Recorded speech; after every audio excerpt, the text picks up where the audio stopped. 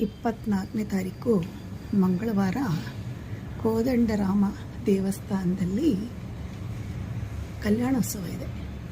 ಅಂದರೆ ಶಿವ ಪಾರ್ವತಿ ಕಲ್ಯಾಣ. ಹಾಗಾಗಿ ನಾನಿವಾಗ ಶಿವ ಹೆಸರು ಹಾಕಿದ್ದೀನಿ.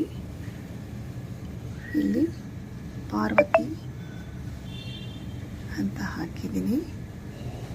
ನನಗೆ ಕಲ್ಯಾಣ ಅಂತ ಬರೀಲಿಕ್ಕೆ ಆಸೆ ಇತ್ತು, ಆದರೆ ಇದು ಎಷ್ಟು ಚೆನ್ನಾಗಿದೆ. ಇದ್ರ ಮೇಲೆ ಕಲ್ಯಾಣ ಅಂತ ಬರೆದ್ರೆ ಗೊತ್ತಿಲ್ಲ ಹೇಗಿರುತ್ತೆ ಅಂತ. ನೋಡೋಣ, ಆದರೂ ಟ್ರೈ ಮಾಡ್ತೀನಿ. ಟ್ರೈ ಮಾಡಿ ನೋಡೋಣ ಹೇಗೆ ಕಾಣುತ್ತೆ ಅಂತ. ನೋಡಿ, ಇದು ಕಲ್ಯಾಣೋತ್ಸವಕ್ಕೆ ಈ ಥರ ಹೆಸರು ಬರೆದು ರೆಡಿ ಮಾಡಿದ್ದೀನಿ.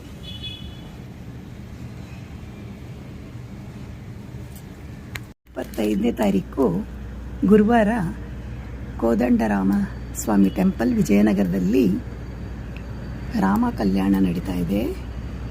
ಹಾಗಾಗಿ ರಾಮ ಕಲ್ಯಾಣದ ಹೆಸರಾಕಿ ನಾನು ಈಗ ರಾಮ ಸೀತಾ ಕಲ್ಯಾಣದ ಹೆಸರಾಕಿ ಚಕ್ಲಿಗೆ ಅರೇಂಜ್ ಮಾಡಿದ್ದೀನಿ. ನನಗೆ ಖುಷಿ ಆಗ್ತಾಯಿದೆ ಕಲ್ಯಾಣೋತ್ಸವಕ್ಕೆ ಈ ಹೆಸರನ್ನು ಬರೆದಿರೋದು. ಹಾಗಾಗಿ ಎಲ್ಲರೂ ಬನ್ನಿ, ಈ ಕುಂಭಾಭಿಷೇಕ ನಡೀತಾ ಇದೆ. ಹಾಗಾಗಿ ಇದು ದೊಡ್ಡ ಬ್ರಹ್ಮೋತ್ಸವ ಆಗಿರೋದ್ರಿಂದ ಎಲ್ಲರೂ ಬಂದು ಆಶೀರ್ವಾದ ಪಡೀರಿ. ನೋಡಿ, ಕೋದಂಡರಾಮಸ್ವಾಮಿ ಟೆಂಪಲಲ್ಲಿ 27ನೇ ತಾರೀಕು ಶುಕ್ರವಾರ ಶ್ರೀವಲ್ಲಿ ಸುಬ್ರಹ್ಮಣ್ಯ ಸ್ವಾಮಿ ಕಲ್ಯಾಣೋತ್ಸವ ನಡೀತಾ ಇದೆ.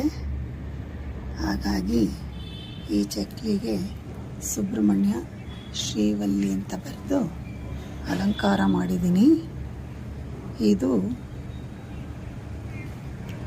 ಶುಕ್ರವಾರ ನಡೀತಾ ಇರೋದ್ರಿಂದ ಸಾಯಂಕಾಲ 6 ಗಂಟೆಗೆ ಭಾಳ ಜನ ಬರ್ತಾ ಇದ್ದಾರೆ. ಹಾಗಾಗಿ ಎಲ್ಲರೂ ಬನ್ನಿ. ಇಲ್ಲಿ ಕುಂಭಾಭಿಷೇಕ ಕೂಡ ನಡೀತಾ ಇದೆ.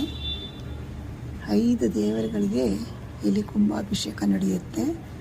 ಒಂದು ಗಣೇಶನಿಗೆ, ಆಮೇಲೆ ಶ್ರೀಕಂಠೇಶ್ವರಿಗೆ, ಸುಬ್ರಹ್ಮಣ್ಯ, ನವಗ್ರಹ, ಶ್ರೀರಾಮರಿಗೆ. ನೋಡಿ, ಶ್ರೀವಲ್ಲಿ ದೇವಸೇನ ಕಲ್ಯಾಣೋತ್ಸವ ನಡೀತಾ ಇದೆ ಶ್ರೀರಾಮ ಟೆಂಪಲಲ್ಲಿ.